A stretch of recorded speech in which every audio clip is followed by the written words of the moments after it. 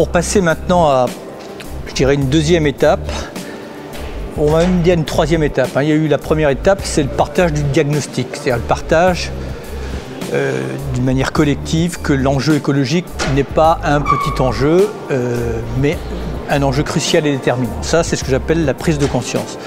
Après, il y a le passage à l'acte. Je dirais que dans la société française, le premier passage à l'acte, ça a été le Grenelle de l'environnement. Dialogue entre les acteurs sociaux, économiques, environnementaux, et puis décisions politiques. Le Grenelle de l'environnement, ce n'est pas l'alpha et l'oméga de la métamorphose écologique. C'est une mise en mouvement avec, dans certains domaines, quand même des avancées, notamment dans le domaine du bâtiment, un petit peu dans le domaine de l'agriculture, mais ça ne règle pas les causes de la crise environnementale.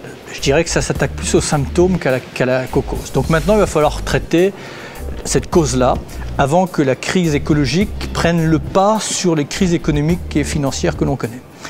Et si la crise écologique se mêle à la crise économique et à la crise financière, de mon point de vue, je ne suis pas le seul, on risque de basculer dans ce que j'appelle une crise systémique. Donc maintenant, il faut s'attaquer aux causes. Et les causes, qu'on le veuille ou pas, c'est un modèle économique qui crée la rareté qu'il est censé combattre. Bon. Qui crée les conséquences environnementales que nous sommes censés combattre. Donc comment conjuguer un besoin de prospérité économique pour répartir la richesse d'une manière équitable sans détruire le substrat de l'économie que sont les matières premières et les ressources naturelles. C'est toute l'équation du développement durable. Alors il y aura une période de transition avant de trouver le bon modèle. Il faut rentrer dans une transition. Pour rentrer dans une transition, de mon point de vue, à l'échelle de la France, à l'échelle de l'Europe, à l'échelle du monde, mais pour ne parler que de la France, la première chose, c'est qu'il faut créer un lieu en France où on ait comme seule grille de lecture le long terme.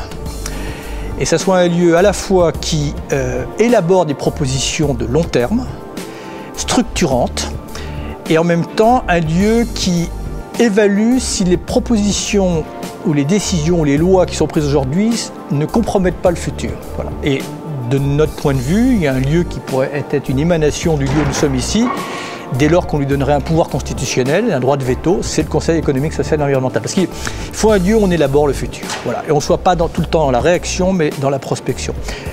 Voilà. Ça, c'est la première chose. La deuxième chose qu'on pourrait faire simultanément, à l'échelle française et européenne, c'est ce qu'on appelle le basculement des régulations. Faire passer toute la fiscalité qui repose sur le travail sur les impacts environnementaux, les prélèvements des ressources naturelles et les prélèvements des ressources énergétiques. Ça structurerait demain, ça commencerait à structurer un nouveau modèle économique et industriel.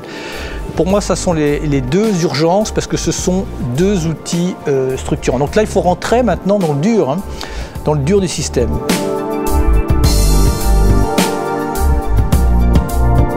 Mon rôle dorénavant, et il rejoint un peu celui que j'ai eu depuis de nombreuses années, c'est de m'inscrire, et c'est un peu un paradoxe, dans un travail au long cours qui est à la fois de faire en sorte de générer avec évidemment tout un think tank des propositions structurantes pour le futur dans tous les domaines, énergétiques, économiques, financiers, fiscaux, dans l'agriculture.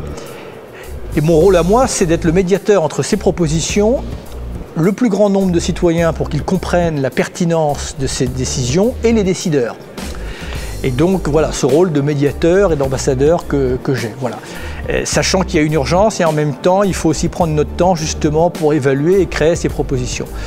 Et donc c'est mon rôle principal de faire en sorte que ce dialogue transverse dans la société continue, perdure, et en même temps d'être une sorte de vulgarisateur de propositions ou de solutions qui peuvent paraître parfois très complexes, parce que l'écologie, c'est aussi l'école de la complexité.